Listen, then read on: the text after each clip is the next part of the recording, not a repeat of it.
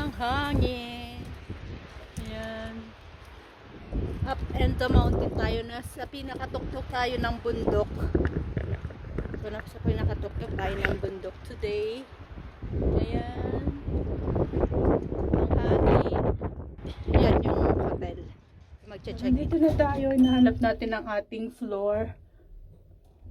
209 ang ating 209. So, let's go inside. Ayan. Dito. Hotel. Hello! Welcome! I ran away with my life, fast forward, never turn back again. It's kind of funny that the more we pass time, the more we need to set the rewind. And 19 was the year I had to leave you, but now I'm seeing all the signs. Is this really happening? I can't believe it's true. I'm just as surprised as you.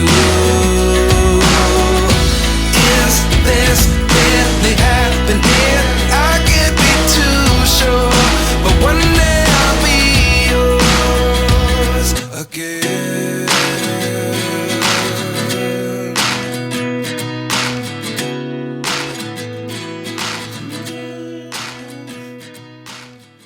So, pupunta na ako kala Mami Rose para makapagpahinga uli maya-maya. Pero hindi ko alam kung anong oras, hanggang anong oras doon kasi, may kukunin ako dahil may ibibigay ako kay Mami Rose.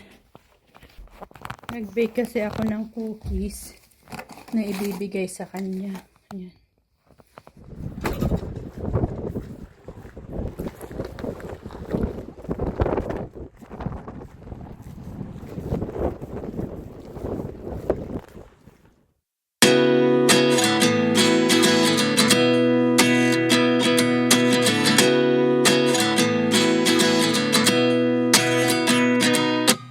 At 29 and I find myself wondering, what did happen to the last 10?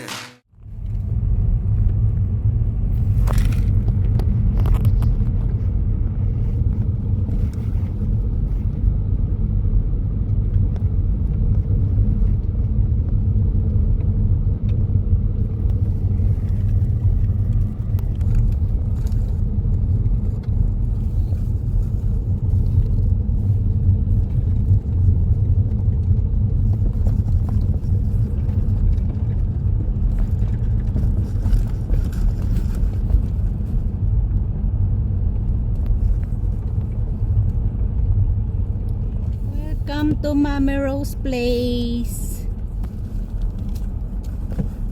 I'm here na sa bahay ni Mami Rose. Yan ang bahay niya.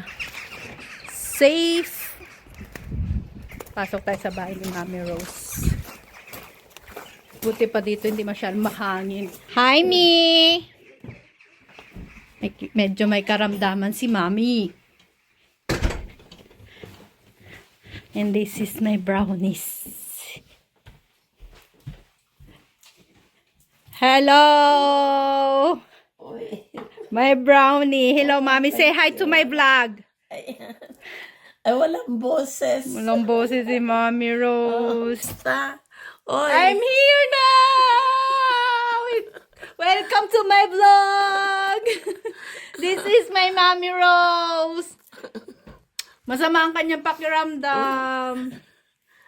I miss you, me. And this is my mommy.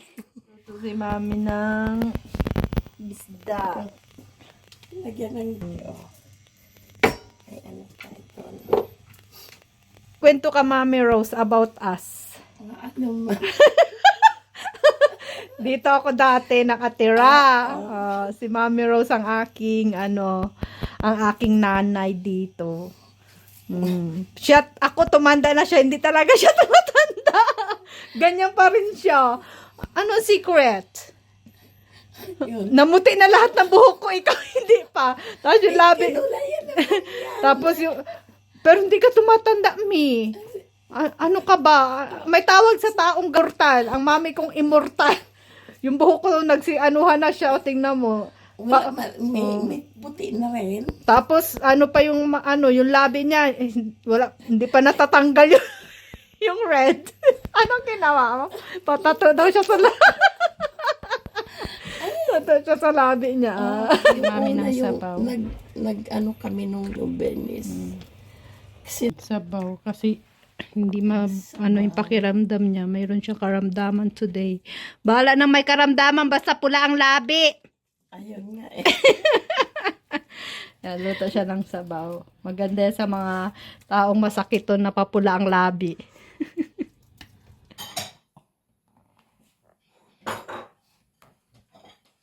Isang isda, iba-ibang luto. Prito, paksiw, sabaw.